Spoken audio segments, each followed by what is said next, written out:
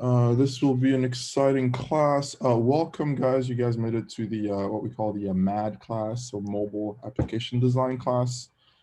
This is Dan. So first, a few things before we get started.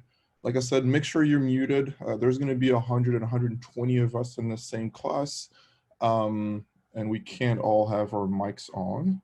We'll mainly use the chat window to communicate. So if you have any questions, I'm going to be looking at that box almost the entire time. There's also a couple people from the CodePath team as well as some TA. So if you have any questions at any point, or the way you will be interacting back is by typing things in there. Number two, if you can, go ahead and turn on your webcam.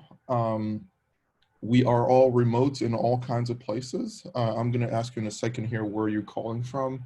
But we kind of want to, have that feel that we are actually talking with other people. So if you can, you don't have to, but if you can, go ahead and turn on your webcam. And that way everybody can see who's part of the class and who's doing this together. And I've already said, if you need to say something, just go ahead and type it in the chat box. Perfect. Does that make sense for everybody? All right, perfect. Cool.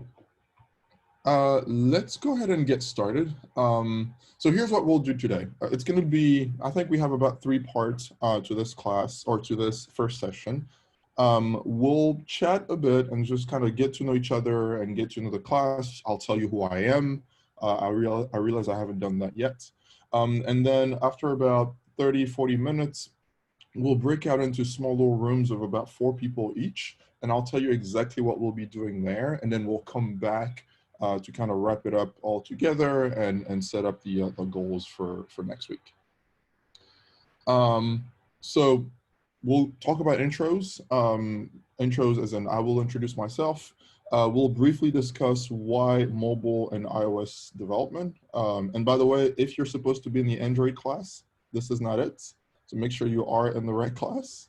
And then we'll break down our favorite apps. I'm going to ask you about your favorite apps, and then we'll discuss, what makes a good app, what makes a bad app, what's the best app you've ever used, what's the worst app you've ever used, and maybe even, discuss some ideas of apps that you'd like to build. And then we'll break out into rooms, like I said, and I'll tell you exactly what you'll be doing in these breakout rooms. And then you'll come back. We'll talk briefly about debugging, kind of the usual things that you run into when you start coding for iOS, and then we'll go from there. Perfect. I like Roger that from Theodore. All right, so intros. I'm gonna go through this intro probably in more detail during the first session next week. There's an entire session, section of that first session where I'll tell you about my journey and what I do, and kind of my story and how I got to do software engineering. My name is Dan. I'm a software engineer, senior software engineer. The short version of my background is I do software engineering. I recently worked, the 2 last companies that I worked for were Netflix in 2008. And then recently, I had switched from that to working for Pinterest as a senior software engineer. And then recently, as of about 2 months ago, I decided to start my own company. So as of November of last year, so it's been about 2 years now, 2 months now, I'm working on my own company. But my journey through this thing, I think, is what I really want to share with you, because my own, we have all kinds of people in this class.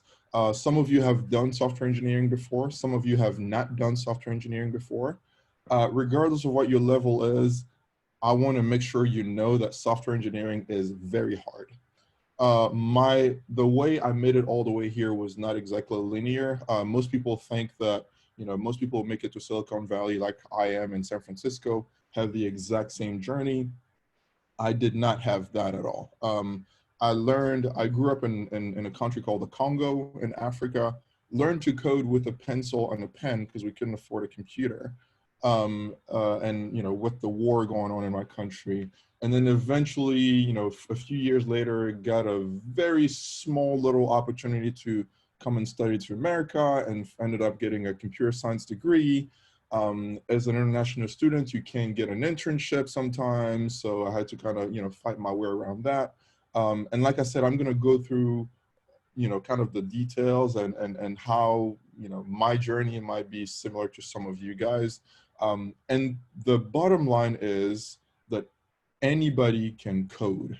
Trust me, if I can code, learning on a piece of paper with a pencil, with the technology that you have today and the access that you have to things like CodePath in this class, you can absolutely learn how to code. I went through the program myself. I did CodePath about 2.5 years ago. Back then, I was not in Silicon Valley. And then 2 years later, after doing that CodePath, because I really loved mobile, like I said, I ended up working for 2 of the big companies in the world. And then now I've started my own company. All right, so quickly in the chat box, just let us know where you're calling from, the city and then the school. And that way we have a good sense of where everybody is.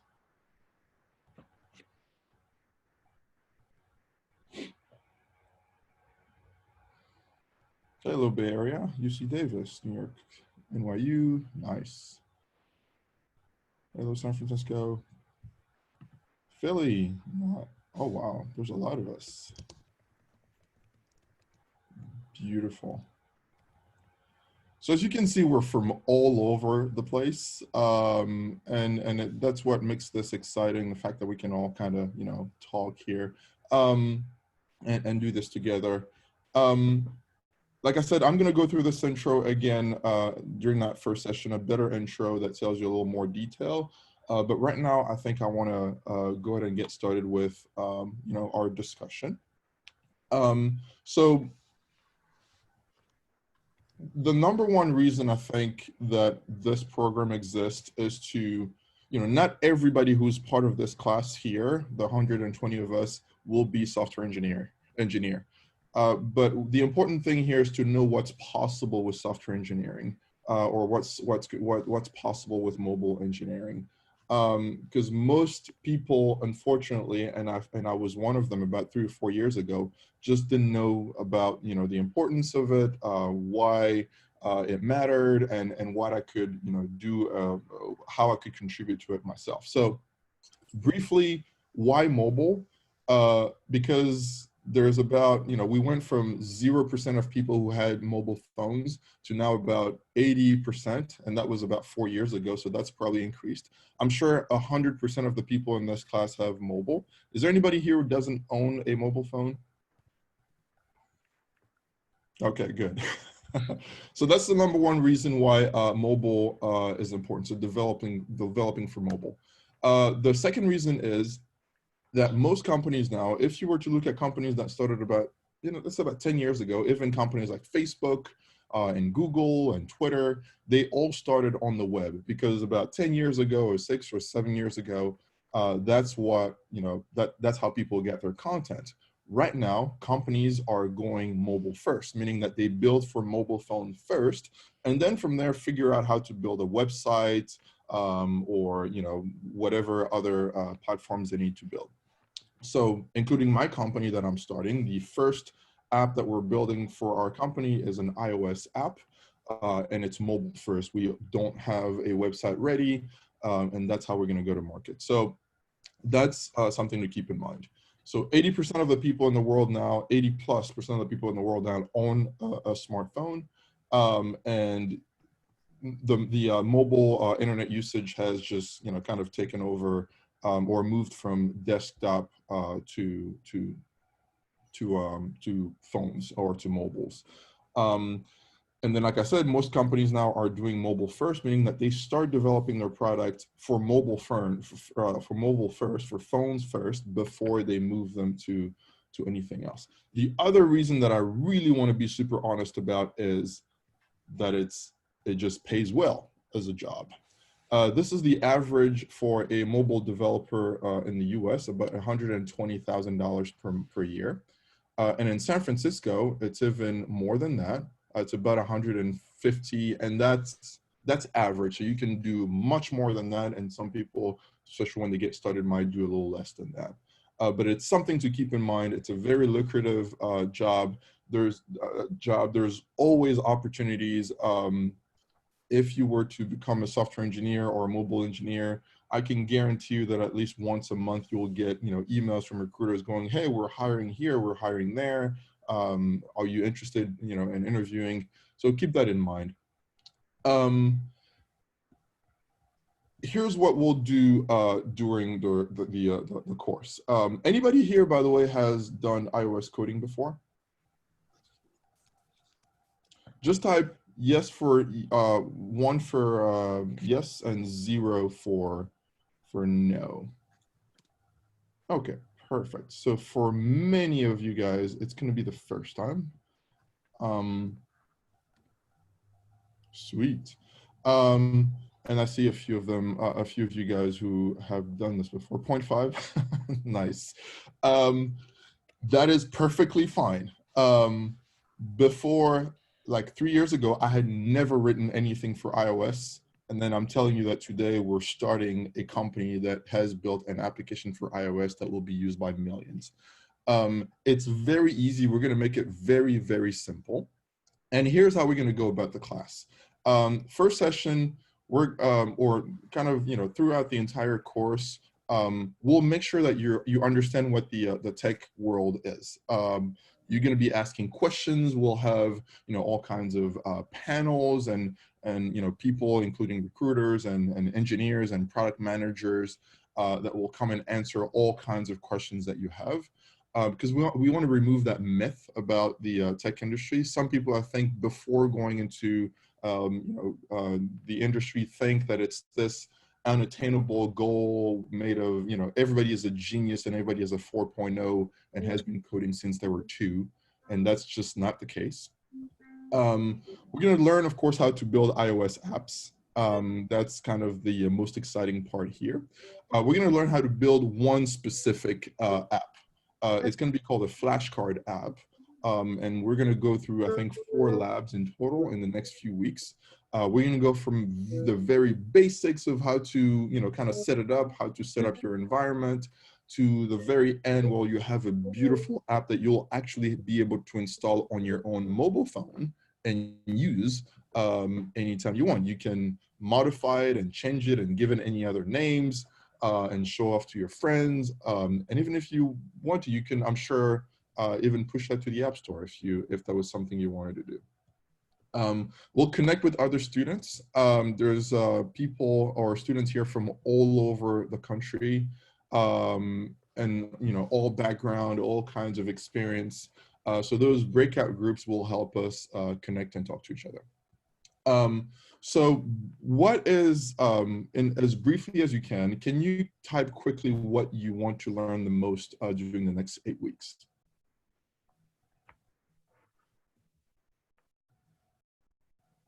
Perfect. Confidence.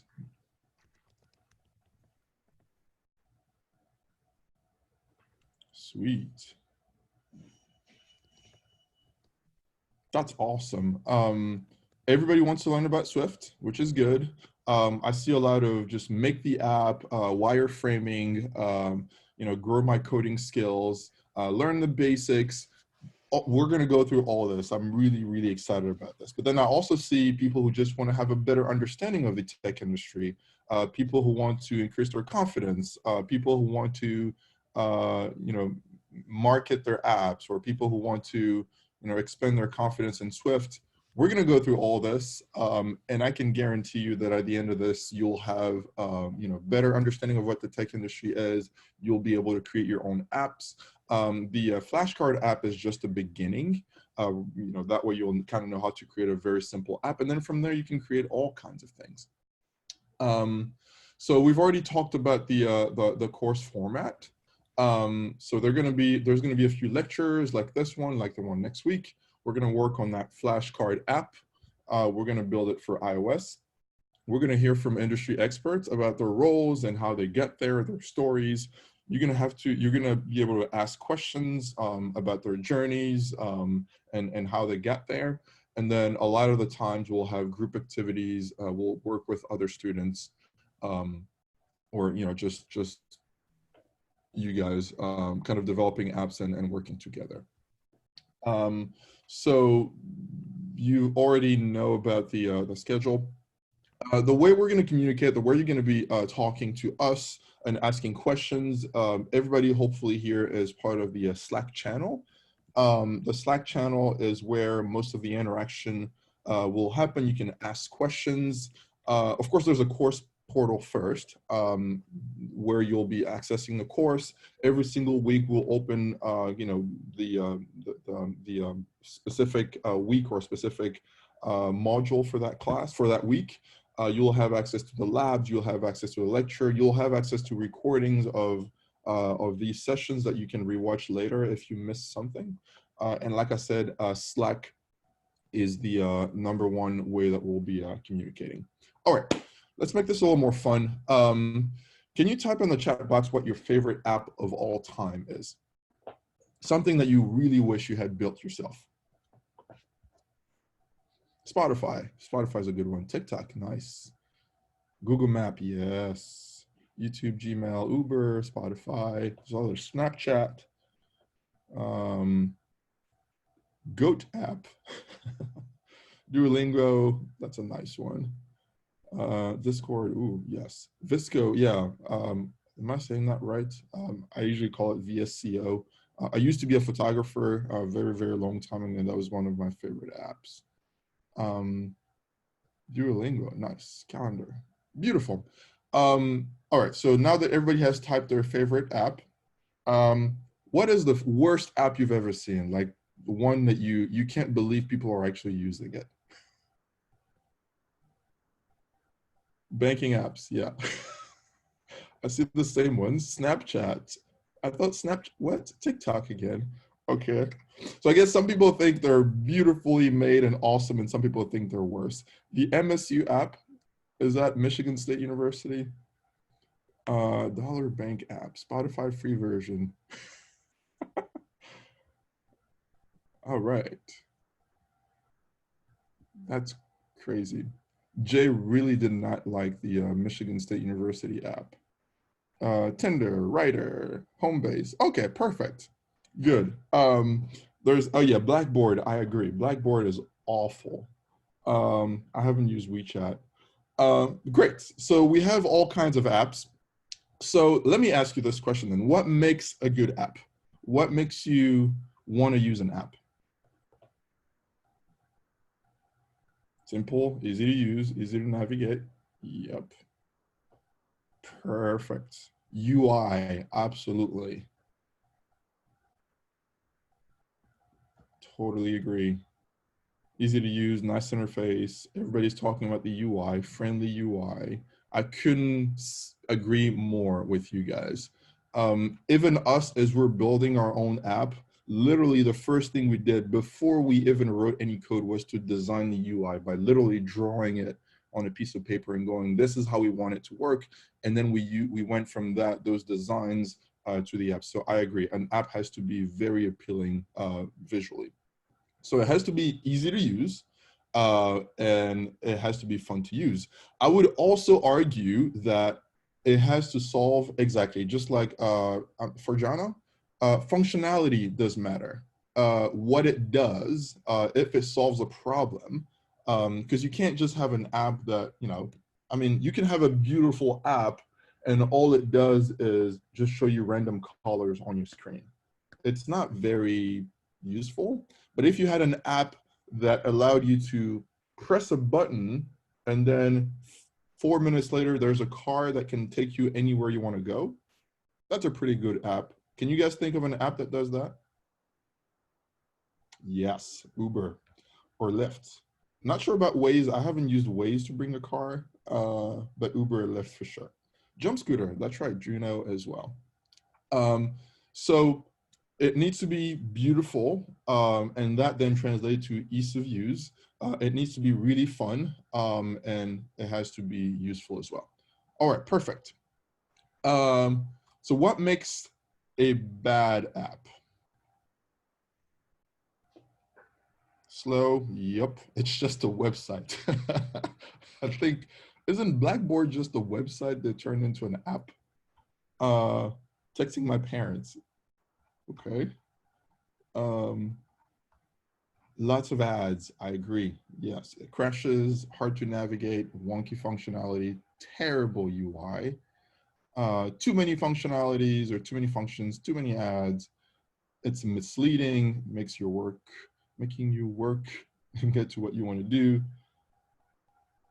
Yes, parser, that's a good one. Not following OS design patterns. It's incomplete, it looks sketchy. Somebody doesn't like the design of Amazon, that's Karina. I think it's okay. I literally ordered stuff today, so as long as it gets me where I need to be. I agree. So just like we talked about the good design, so a bad app, I'm sorry, the good kind of apps, the bad apps are not well designed. They're not very fun to use. They're hard to navigate. I agree, security flaws are a big thing, especially these days where people care about their privacies. Crashes a lot, and all kinds of other things. And I'm glad to know that many of you have mentioned privacy and too much, invasion in that way. I think this is something that you always have to keep in mind now, especially for the next 10 years here. People care about their privacies. Too many ads, that can make kind of slow down your app. But once you start making your own apps, guys, you'll realize that if you want to turn that into a profitable thing, you have to find a way to make money, and ads are the easiest way to make money through your ads, through your apps. All right, perfect. So let's see. I don't want to break out into rooms just yet. What I'd like to do is, let's see. I'd like to make this a little interesting here. As anybody here has done the breakout, I'm sorry, the pre-work? 1 for yes, 0 for no. Perfect. Everybody has 1 1 1 1 1 2. Thanks, Nia. Perfect. All right, so based on everything we've just talked about here, I went as fast as I could so we can have time for questions. Do you guys have any questions before we go to the next part? Just feel free to type anything in there, whether it's about the industry or myself or the course, or just don't ask me about Blackboard because I don't know about Blackboard. I just know that it's a bad app. So just ask your question, type it in the box, and then we'll enter that and go from there. What's my company about? That's a really good question. So it's a local social discovery app. So basically you can think of this, the simplest way to describe it would be, it's kind of like Tinder, but it's for meetups, meaning that it's an app that makes it easier for you to suggest and join all kinds of activities and ideas with people that are around you. And if you're lucky, next session, next week, I'm gonna actually give you a demo of the app. My favorite app is Spotify. I cannot stop playing music all the time. I always have either some EDM playing on my thing or some quite focused music. But Spotify is one of my all-time favorite. Actually, my all-time favorite is the app that I'm building right now, and then Spotify. The worst app ever, there's too many to count. Usually if they're a really bad app, I don't have them on my phone. So most of the apps that I have on my phone, I have a very small selection of apps. Will we be learning how phones communicate with each other? Okay, that's a good question. So we won't be learning how phones communicate with each other because that's a whole nother thing. Most of the communication that happens between phones now happens through the internet, and you actually don't have to worry about setting that up or worrying about that. So we're going to keep it very basic for now. Most of what you learn, by the way, is going to be through Googling and looking at videos on YouTube. There's plenty of content for free that you can access to if you want to learn more about those things. What programming languages you know? Okay, so now I do Swift because that's what you do for coding. I'm sorry, for iOS, for either iPhone or iPads. Before that, I did Python and Java. And in school, I actually learned C++. And I ended up never, ever using that ever. But if you go into gaming, for example, you might do C++. I used to be a fan of Java. And then I discovered Python and how Python was just easy. It's like you're just literally speaking English or typing words and the computer knows what to do. And now I do Swift. Do you have to be a software engineer to be a good product manager? Short answer is no, but it does help. Some companies, I know Facebook, for example, has a requirement for a product manager to have a background in the technical, in software engineering as well. In a tech company, it does help. But if you're building a if your product for your company is something in the real estate, for example, then maybe you have experience in real estate, or maybe you care about real estate, or if your app is about nonprofit work, then maybe you care about that more than you know how to code, and that can help in designing a great app. So how to learn this course efficiently? Like I just said, go through the course. You're gonna have required parts every single lab. There's gonna be a total of 4 labs. Do the labs, but also do the optional. There's always going to be the optional section that you don't have to do. I would recommend that you do that.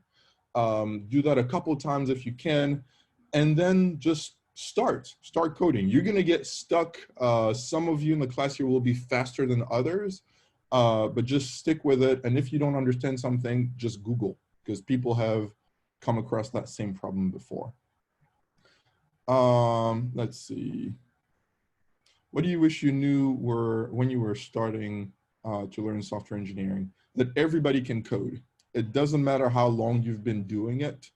It doesn't matter what degree you have or how well you do in school. I hated school, but I turned out just okay. If you want to learn, you will learn. If you get stuck because everybody else is faster than you, that is fine. Just stick with it, try again, go and learn and do some research, and don't let that discourage you. So that's one of many things that I wish I knew when I got started. Which resource would you recommend for absolute beginner in the tech industry? Google. Just know what you want to do. If you want to do mobile development for iOS, for example, literally, first of all, you are in the right class because we're going to be doing exactly that. But even when you're done with this, literally go on Google how to build whatever app, or a clone of Spotify, or a clone of Tinder, or a clone of Blackboard, and then go from there. Let's see. What's difficult and what makes a better engineer? What's difficult? Something that's difficult is that the technology evolves a lot. If you were to learn things today and then just stop learning, and then about a year from now, everything will have shifted slightly. For example, we recorded videos for this class sometime, I think last year or a couple years ago. We had to re-record all of them in the past couple months because Apple has upgraded Xcode, the software you'll be using to build iOS apps. So it changes a lot. What makes a better engineer? They never stop learning. And it doesn't matter if you get stuck. It doesn't matter if you're slow. It doesn't matter if you don't understand it. Better engineer, the best engineers are always constantly learning. Apple Music is better than Spotify? I don't know. I've never used Apple Music. I like Spotify. As long as you don't use Pandora, you're good. Okay, what won't we learn? We won't teach you how to do research, how to look for things that you want to learn. That's going to be up to you. My method today, like I said, we're building a worldwide app, and I constantly Google things. I always have a screen on the side with Google and this website called Stack Overflow, where you can just ask questions and go, my button's not working, or this text is weird, or how to make sure I can swipe on a card left to right or up and down and all that stuff. So we won't teach you how to do that. Next step, mobile dev app for this course. I think I've already talked about that. Do your own research, trying to build some apps for yourself. And by the way, if I miss your question, it's because I really want you guys to kind of meet each other, and I'm gonna make sure to write those down if I don't get to them. So let me get a few more questions. Why choose iOS over Android? That's a really good question. It really depends on who you're talking to. The reason why I chose iOS over Android is because I've literally never had an Android phone. I don't actually even know how they work, honestly. I've had an iOS phone my entire adult life, an iPhone. And I just like the design. I just like, kind of the ease of use. And also most companies who start in the Bay Area, for example, when they are building a new app, like my own company, the first version of the app they build is the iOS version. Now, if you're building an app for the US market, then most people will have iPhones. If you are building an app for the international market in Europe and Africa and Asia, South America, then most people, I think it's 80% plus people use Android phones. The good thing is to know the good thing to know is that there are ways, by the way, to build an iOS and Android app at the same time with the same code. We're not going to learn about this today, but these are things you can know. What's the weekly assignment like? You're going to find out. I wouldn't call those assignment. They're more like labs. It's basically just me taking you through the different steps of how to build the app, going, okay, now drag this. This is how you do that. Drag that. Change the font here. Run, and you can run the app and see how it works. It's going to be very straightforward. It's kind of a step-by-step guide through building the flashcard app. And like I said, there's going to be four of them.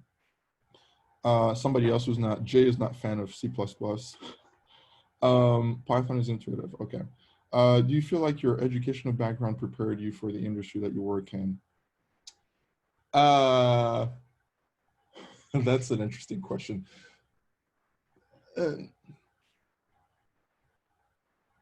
Honestly, no. I don't think the education system right now prepares you well for this industry. There's literally not a single thing I learned in school that I've used on the job. Everything that I use, including learning how to do Python and Kotlin and Swift, I did it pre-graduation. In my school, I learned how to do C++ and then assembly language, and then something called data structure that I don't actually even remember anything about.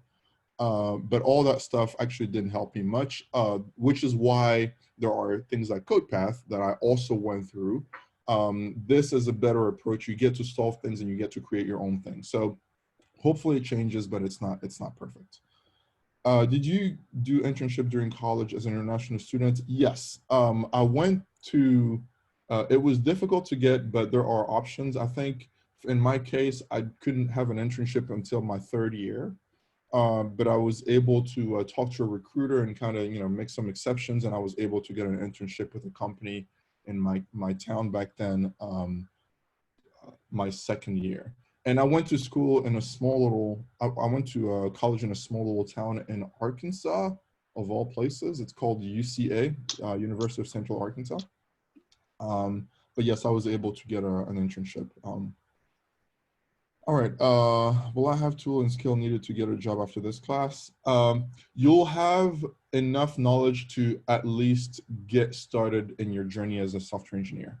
And you won't be very far off from getting something like an internship, for example, a summer internship. You're going to learn more on the job than you will during this class. What language should I know? I'm not sure I'm going to go through all the questions. There's like about 50 more questions here. How are coding interviews? We're going to talk about that. Ask me that question again in about a couple of weeks. They're basically just people asking you questions and helping, asking you to solve some things, but it's not everything you read online. Nobody asks you how many tennis ball you can fit in a 3-story building, which is weird. Who asks that? I told you, okay, why I picked Android. And sorry again if I'm skipping your questions. I'm not ignoring them. I just don't think we'll have time to go through all of them. You said, Adeboye, you said being a software engineer is hard at the beginning. What was the major reason for saying that?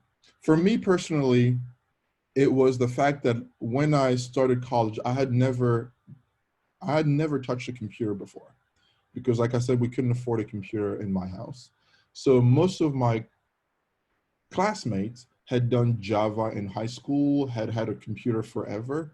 So it felt really easy for me to drop out, because I was like, I'm never going to catch up to these people. They're getting A's all the time and I'm barely trying to get started. But then that, I think, was the hardest for me. But then I stuck with it. And like I said, I made it just fun. So that was the hardest part for me. You mentioned Xcode. We'll be using whatever the latest version is.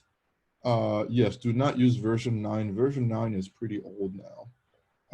And you can get the latest version for free on the Apple Store. Okay, let's see.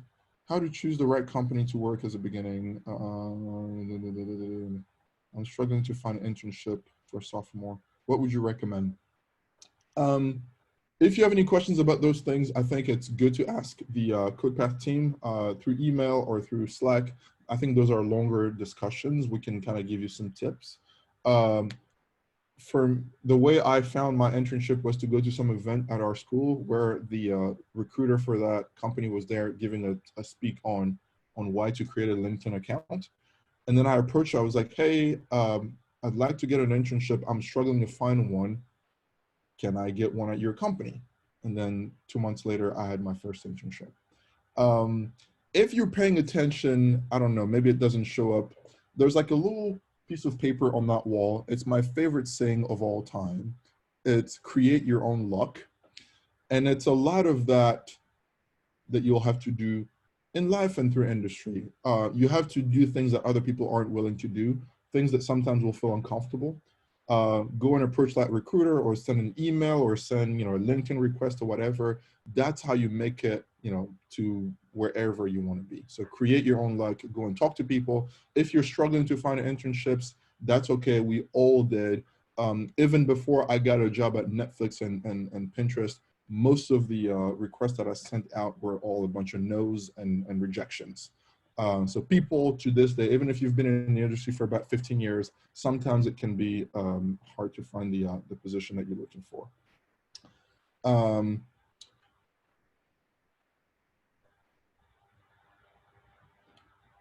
Yes, thanks, Charlie. So yes, it's called Flutter. It basically kind of uses I think it's a language by Google. It's really cool. You can Google about it. That's how you develop for iOS and Android at the same time. Okay, perfect. I'm going to take one last question. What are some tips you would give an international student in tech? Basically everything I've already said. Just create your own luck. Do things that everybody is not willing to do. Talk to the people, ask for help. If everybody's applying to 10 companies, apply to 20. And one of them will work out. Perfect. All right. Oh, it is, well, depending on where you are, here in San Francisco, it is 10:40. So what I'd like to do is break out into sessions. So these are gonna last about 20, 25 minutes. And here's what I want you to do. You're going to find yourself in a group with 2 or 3 other people, up to 4, I think. Take 5 minutes total to introduce yourself, so about a minute, minute and a half each. Your name, what school you go to, or what city you're calling from. And then for about 5 to 10 minutes, you can write that down, because you're not going to see the screen again when you're in the breakout room. Introduce yourself for 5 minutes, and then for the next 5 to 10 minutes, talk about 2 or 3 favorite apps, that's a good way to do it. Yeah, take a screenshot or photo of the screen. That's actually faster. I should have said that. And then 10 minutes, why you think those apps are good or bad, kind of what we've talked about here. Except there, you won't be typing. Make sure your microphone is on and your webcam is on, and actually discuss. In about 25 minutes, you will get a message that will tell you that we're coming back to this room. And then we'll wrap up quickly, and I'll walk you through some debugging skills and kind of what you need to do to make sure your app is working. And then we'll go from there. All right, perfect. So thanks to you guys in about a second here. What we're going to do is break you guys into rooms. Daphne, are you there? We loved going around the rooms. You may have seen some of us kind of pop our heads, well, our names in your chat, and then disappear 30 minutes later. Some great conversations. A lot of you guys hate your school's apps for some reason. Not just Michigan State University, but I heard a lot about basically a website that's basically just turned into an app where it's just a window that shows your website, and everybody here hates it. So hopefully you guys will design things that are much better than that. Some people hate LinkedIn, which I thought was interesting, because it's an okay app. And then I think what kind of something that broke my heart is there a few people here hate Spotify. They think Spotify could be better designed. I think I'd like to hear more about that, but those were some pretty good discussions. All right, so before we get started, I'm not going to keep you guys here for too long. You'll notice that Daphne posted something in the chat. It's a HackMD link. If you ever have a problem kind of joining your breakout room, because we had a few people who were accidentally kicked out and they had to join back, it's pretty easy to do. There should be a button at the bottom of your Zoom at any time. Not now, don't do it now. That would allow you to go back to your breakout room if you get kicked out. Before we continue, I'm not going to keep you guys here for too long, but I want to go ahead and introduce the TAs as well. Those are in the class right now. They will be very helpful. They'll be answering most of the questions that we'll have, and I'm going to let them introduce themselves one after the others. TJ, you want to start?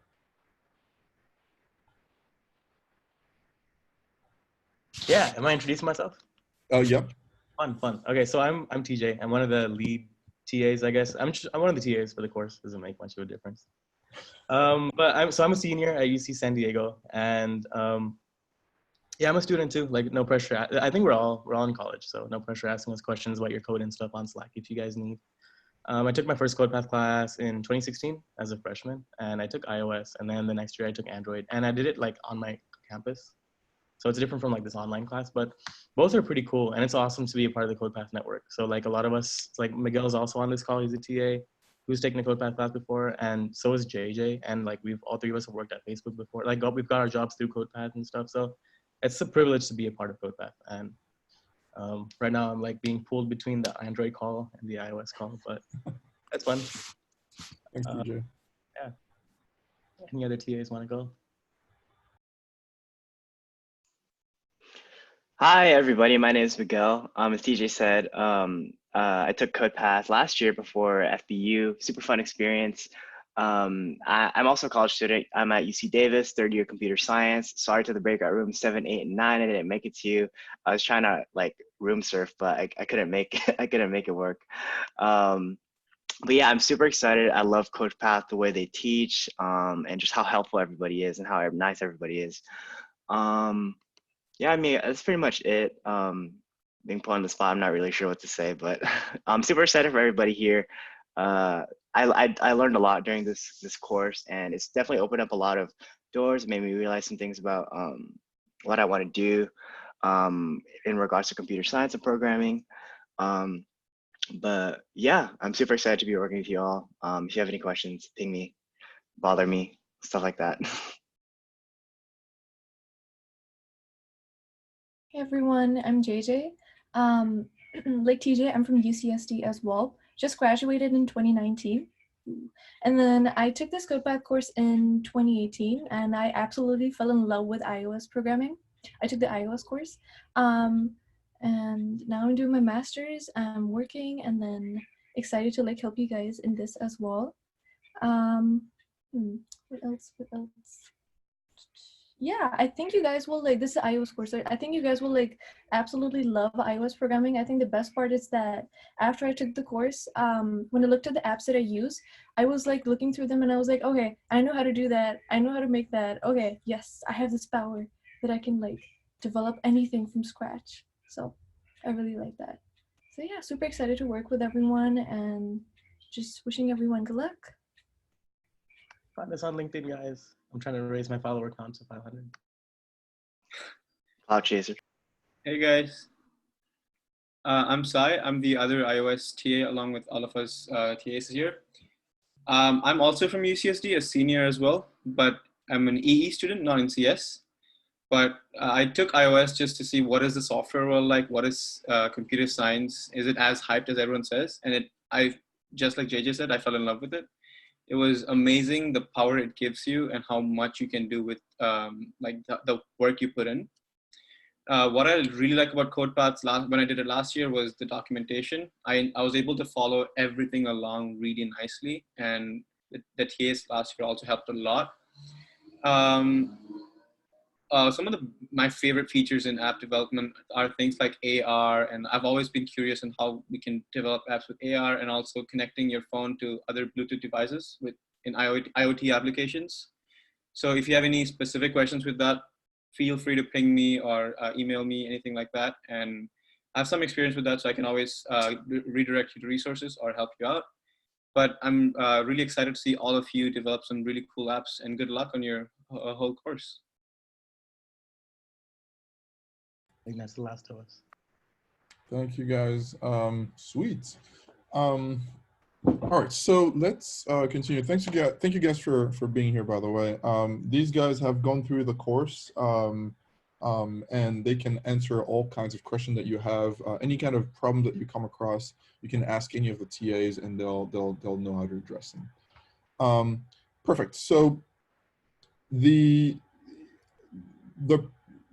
for the rest of the class, I think what I'm supposed to tell you is kind of how to debug your app and make sure that you're doing kind of all the right things to understand your code.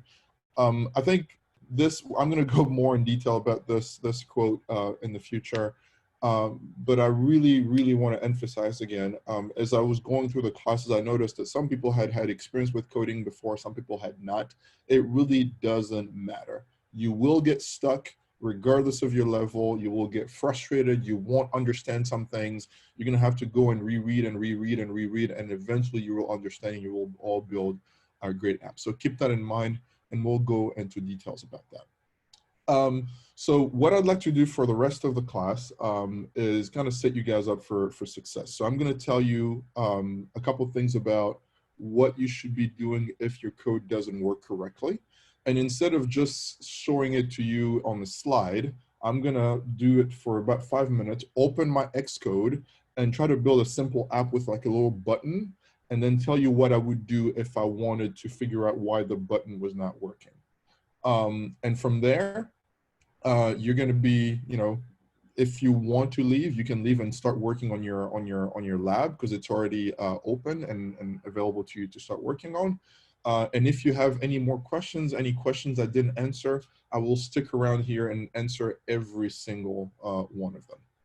All right, so keep in mind, coding is hard. The way you will discover, or the way you will find out, you will unstuck yourself is number one, always Google things. If you see a message somewhere that doesn't make any sense in your console, and I will show you what a console is in a second here, you'll be, you can literally just copy that message and put it on Google, and you will see that there's at least a few thousand people who have seen that error before.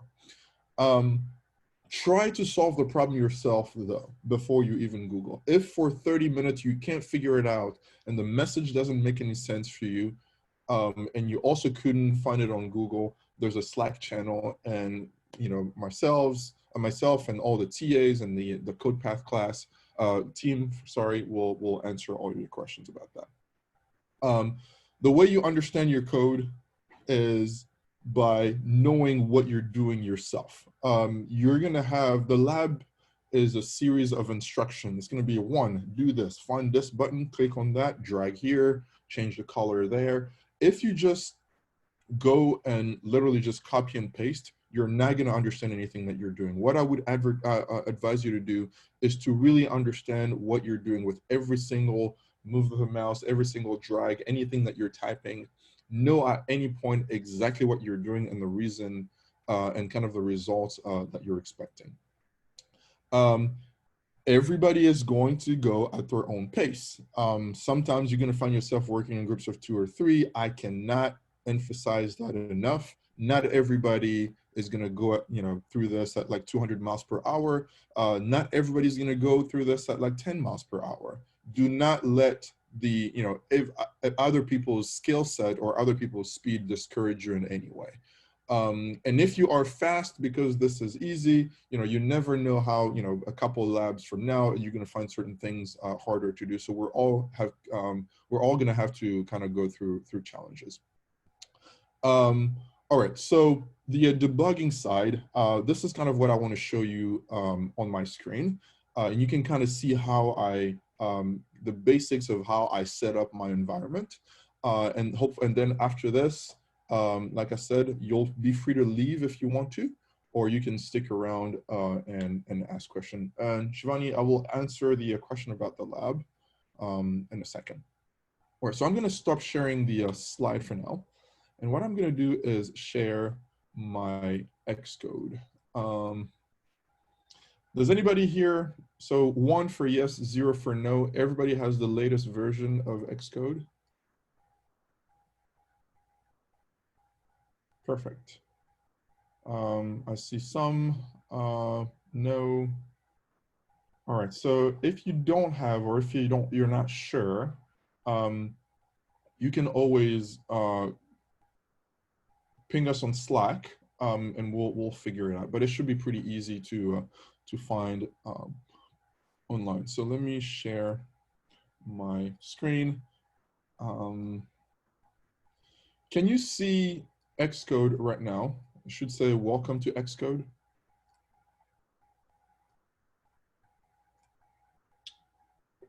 Perfect. Thanks for remembering the 1s and 0s. All right, so as you can see, the latest version, at least the one I have, is 11.3.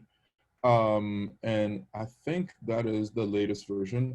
Anything that's 11 is the latest version. I'm just going to go through building a simple app that just has a button. And when you click the button, something happens. The app says hello. Okay. So here's how, and you'll have to go through this during the lab. The lab is going to kind of walk you through more detail, but this is what I would do if I were studying an app. I would open Xcode, and then what I'm going to do is create a new Xcode project. Most of the apps you'll be building here will be single view apps. And again, we're going to go through this again in lab 1.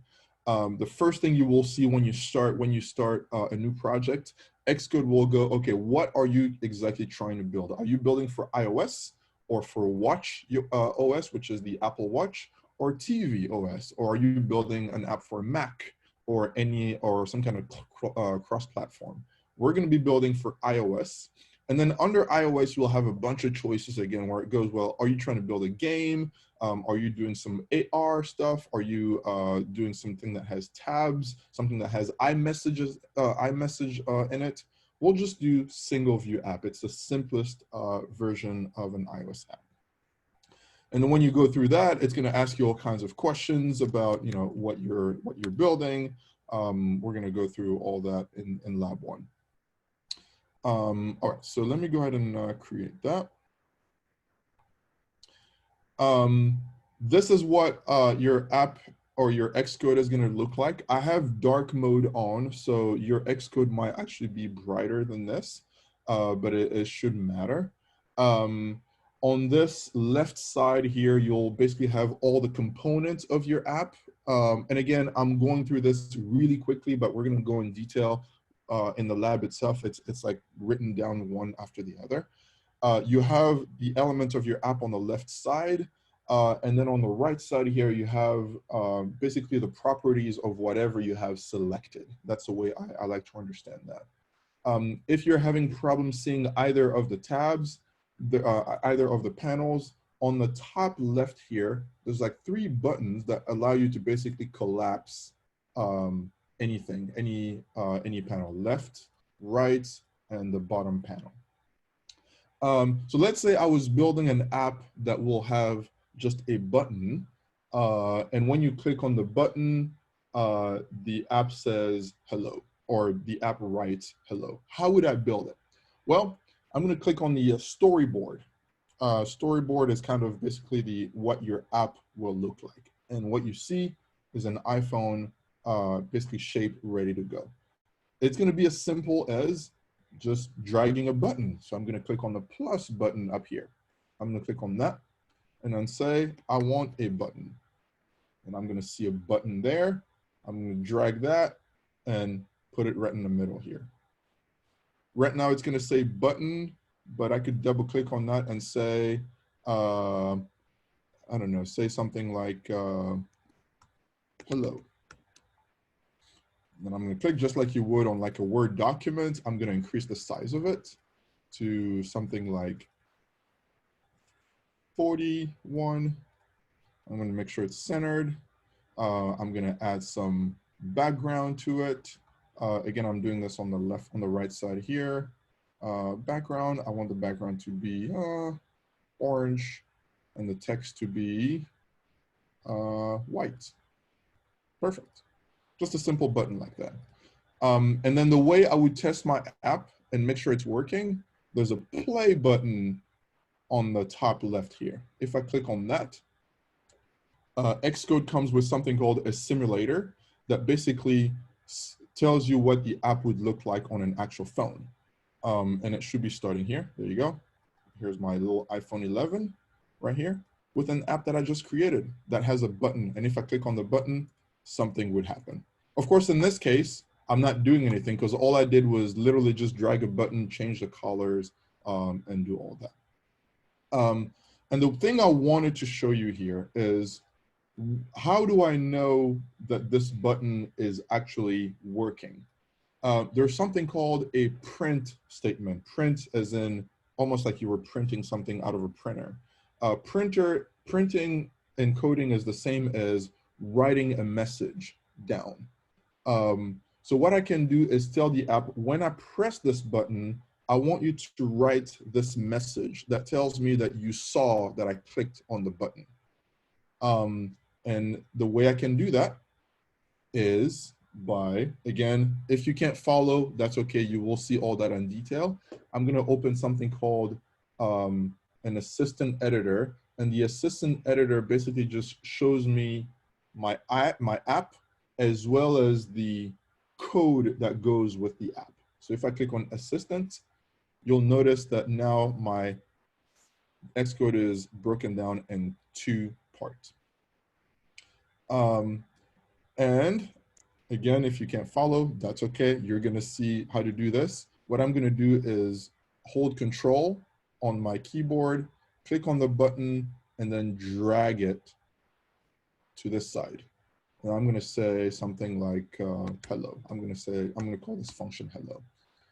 And what I've done here is basically just say, okay, if I click on this button, you're gonna run this thing that I just wrote here. And what do I want it to do when I click on the button? I just want it to print something, I don't know, something like, hello, Dan. So if my app works just fine and I were to click on the button, the Xcode will write something that says, hello, Dan. So let's give it a shot. I'm gonna press play again. All right, here's my app. Nothing happens. I'm gonna click on this. And if you notice in Xcode, anytime I click, 1, 2, 3, click, you'll notice that there's something that shows up at the bottom here. And that's what a print statement is. As I'm clicking, it's going, hello, Dan, hello, Dan, hello, Dan. And that's basically how you would know that your button is working. If you're doing something, you're going, it's supposed to do something. Just go to that place where it's supposed to do something. Just say, print something like this should, or tests, hello, or whatever. And then run your app. And then go, okay, when I click this, it should at least get to this part of the code. Is it getting there? And I'm gonna click on it. And then if it says test hello, then you know that it's running. Now this was super quick. I didn't want to go into too much details. It's possible that many of you couldn't follow kind of everything I was doing, but it's really, really that simple. In about 2 minutes, I've just created it's the worst app in the world because it doesn't do anything. It's probably worse than Blackboard, but it literally just says hello. And it doesn't even say hello on the screen. It says hello on the what's called a console. It's kind of like basically a way for you to see what's going on in the app, but it doesn't actually say anything on the app itself. When you're going to build the flashcard app, everything will be happening on the actual device. One quick advice, by the way, make sure that whatever iPhone you have selected in your Xcode right here, you can select all kinds of devices from iPhone SE or whatever. I like the iPhone 11. Make sure that you also have that iPhone selected up here in what's called the simulator, because this is the phone that you will see when you test your app. So you could technically say, I want to test it on the iPhone SE. Select that, press play. It's going to go and start a new iPhone SE for you. There it is. That's an old iPhone. And then it's going to run the app, and there it is.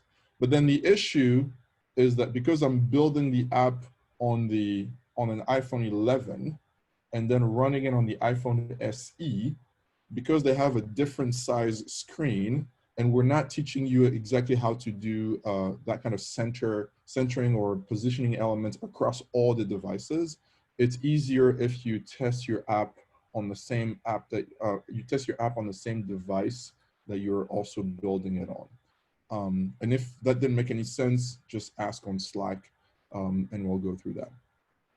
So briefly, understand what you're doing. When you're dragging something, know what that is doing and what it's supposed to do. Don't just copy and paste. Use print statements like this. That's what they're called, print statements, to know what's supposed to happen.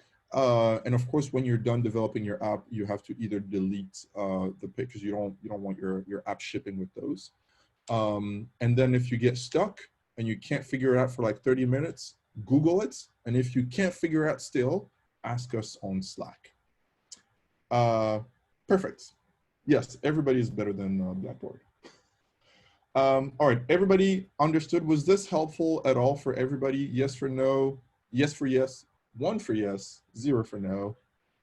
Thanks, everybody. All right, sweet. I was trying to find the balance between giving you some basics and not giving you too much from the get-go. The thing about coding is when you find that it's fun, like I do, I literally like to code and it doesn't feel like work.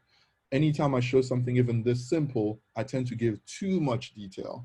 And I did my best here to just give you kind of some lines, even if some of them won't make any sense. All right, it is 11:33 in San Francisco, probably something 33 where you are too. we've been here for about an hour and a half, and that is plenty of time, I think, to get an intro. I'm really hoping that most of you, if not all of you, will be part of that session next week. We're going to get started on the lab. You should already have access to the lab if you want to. So if you feel like, working on it this weekend and kind of, getting a head start working on it. And that way you can start asking questions throughout the week on Slack. Or if you have any other time that you'd rather do this week, do it. I would, Daphne, are you there? Yeah. Do we have due dates for the labs? Yeah, I'll update those. Okay, perfect. Daphne will send a due date for labs. My personal philosophy is if you have access, you should start working on it. Where do you access? Daphne will send you a link as well that will give you access to the course portal. And with that, yes, it's course portal. It's week number 2. And then in the, thanks Parsa. And then in that, you will see on that page, you'll see a labs tab, that will give you all the instructions on how to get working. And there's the link that Daphne just posted in the chat. So if you want to, you can get started right away. So with that, we're gonna officially at least end session 1. Thank you guys for being here today.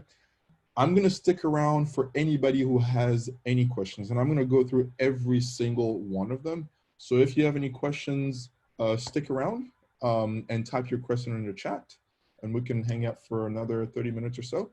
But if you have to go, that's okay too. I hope to see you guys next week. Excited to have you. And if you can start working on the lab and ask questions early, just go ahead and do that. Because if you ask your question now, there's more chance that we'll get to it quickly and have time. But if you ask questions where everybody's asking a question like a week from now, we might actually miss it and might be hard for us to help you directly. All right, thank you guys. Really appreciate you guys being here. I'm gonna stick around and answer all the questions that you have. All right, so when is the lab